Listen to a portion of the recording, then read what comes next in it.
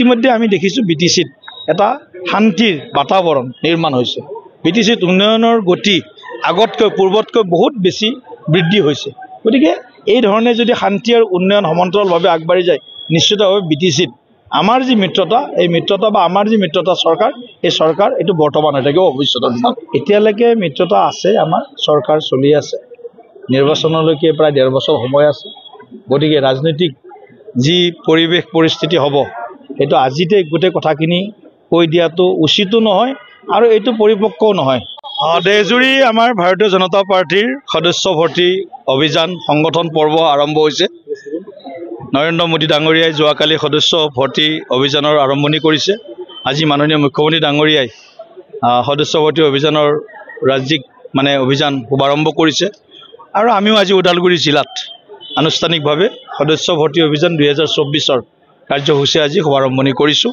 সুনীল বসুমতাৰী ডাঙৰীয়া জিলা সভাপতি, তেখেতে প্ৰথম আমাৰ জিলাৰ ফালৰ পৰা সদস্য হৈছে আৰু লগতে আমি লক্ষ্য স্থিৰ কৰিছোঁ 2 লক্ষাধিক আমি আমাৰ সদস্য এইবাৰ ওদালগুৰি জিলাত আমি প্ৰাথমিক সদস্য ভৰ্তি কৰিম আৰু তাৰ কাৰণে প্ৰতিগৰাকী কাৰ্যকৰ্তাই বুথে বুথে গৈ অঞ্চলে অঞ্চলে গাঁৱে গাঁৱে গৈ আমাৰ সদস্য ভৰ্তি অভিযানৰ তদাৰক কৰিব আৰু তেওঁলোকে সাধাৰণ খাটি খোৱা ৰাইজৰ পৰা আৰম্ভ কৰি দিন হাজিৰা কৰা মানুহৰ পৰা আৰম্ভ কৰি একেবাৰে ডক্টৰ ইঞ্জিনিয়াৰ প্ৰফেচাৰলৈকে গেলামাল দোকানীজনলৈকে সমবায় সমিতিৰ ছেক্ৰেটাৰীজনলৈকে আমি সদস্য ভৰ্তি অভিযানৰ কাৰণে তেওঁলোকক আমি আহ্বান জনাম আৰু তেওঁলোকৰ সদস্য ভৰ্তি কৰি আমাৰ দলটোক ওদালগুৰি জিলাত নাম্বাৰ 1 পলিটিকেল পাৰ্টি হিচাপে আমি নিৰ্মাণ কৰাৰ দিশত অগ্ৰসৰ হৈছোঁ।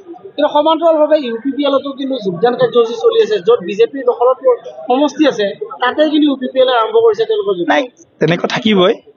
UPPLৰ নিজাকৈ সংগঠন শক্তিশালী কৰিছে, বিজেপিয়ে নিজাকৈ সংগঠন শক্তিশালী কৰিছে। কালি মই তামোলপুৰত দৰংগাজুলি আৰু নাগৰিজুলি 2 জেগাত মই কালি নতুন সদস্য ভৰ্তি কৰিছোঁ। হাজাৰতকৈ বেছি সদস্যই কালি ভাৰতীয় জনতা পাৰ্টিত যোগদান কৰিছে। গতিকে এনেকুৱা ধৰণে আমাৰো যোগদান পৰ্বটো আনুষ্ঠানিকভাৱে এতিয়া যিহেতু সদস্য ভৰ্তি আৰম্ভ হ'ল, গতিকে যোগদান পৰ্বটো আমি সকলো VCDCতে আগন্তুক দিনত আমি আগবঢ়াই লৈ যাম। যোগদান প্ৰক্ৰিয়াৰ প্ৰতিযোগিতাত মিত্ৰতাত কিবা প্ৰব্লেম হ'ব নেকি? এতিয়ালৈকে মিত্ৰতা আছে, আমাৰ চৰকাৰ চলি আছে, নিৰ্বাচনলৈকে প্ৰায় 1.5 বছৰ সময় আছে। গতিকে ৰাজনৈতিক যি পৰিৱেশ পৰিস্থিতি হ'ব সেইটো আজিতে গোটেই কথাখিনি কৈ দিয়াটো উচিতো নহয় আৰু এইটো পৰিপক্কও নহয় কথাখিনি। গতিকে যদি বাস্তৱিক ৰাজনীতি কৰিব লগা হয়, আমি যিহেতু চৰকাৰখন এতিয়ালৈকে আমি মিত্ৰতা পক্ষত থাকি কাম কৰি আছোঁ, ৰাইজৰ হকে 35 লাখ BTCবাসীৰ কাৰণে জাতি ধৰ্ম বৰ্ণ ভাষা পন্থ নিৰ্বিশেষে আমি কাম কৰিছোঁ। গতিকে সকলোৱে আমাৰ যিখন উন্নয়নমুখী চৰকাৰ প্ৰমোদ বড়ো ডাঙৰীয়াৰ নেতৃত্বত BTCত এই চৰকাৰখনক সমৰ্থন কৰিব লাগে আৰু ইতিমধ্যে আমি দেখিছোঁ BTCত এটা শান্তিৰ বাতাবৰণ নিৰ্মাণ হৈছে।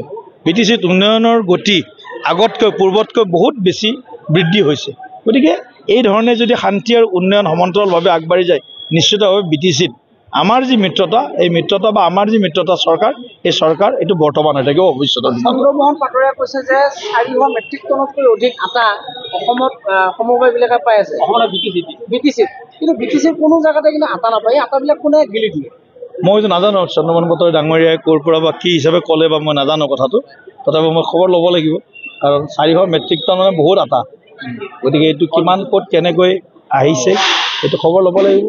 গতিকে খবৰ লৈ যদি পাটোৱাৰী ডাঙৰীয়াই যিহেতু কৈছে কিবা তথ্যৰ ভিত্তিত কৈছে চাগে, কিজানি অসম BTC বুলি সলনি অসমো হ'ব পাৰে, তেনেকৈ হ'ব পাৰে। গতিকে কথাটো আমি যদি BTC বুলি কৈছে তেখেতে কিবা তথ্যৰ ভিত্তিত নিশ্চয় কৈছে। গতিকে ইয়াত মই কণ্ট্ৰাডিকশ্যন তেনেকুৱা ষ্টেটমেণ্ট দিয়াৰ মই আৱশ্যকতা অনুভৱ কৰা নাই মই এই বিষয়টোত।